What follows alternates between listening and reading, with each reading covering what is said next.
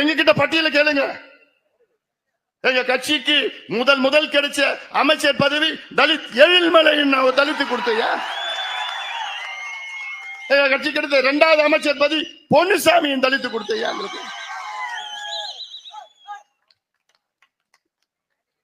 எங்க கட்சியின் பொதுச் செயலாளர் யாரு? எங்க கான்ஸ்டிடியூஷன்ல இருக்குதா? எங்க கட்சியின் அரசியல் அமைப்புல எங்க கட்சி பொதுச் செயலாளர் யாரு போடணும்? பட்டியல் இனத்தை சார்ந்தவர் தான் எங்கள் கட்சியின் பொதுச் செயலாளர்.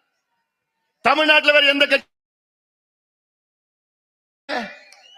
இது எப்போ? 1989 எங்க ஐயா அவர்கள் அமைத்தார் எங்க கட்சியினோட அரசியல் சாசனத்தை.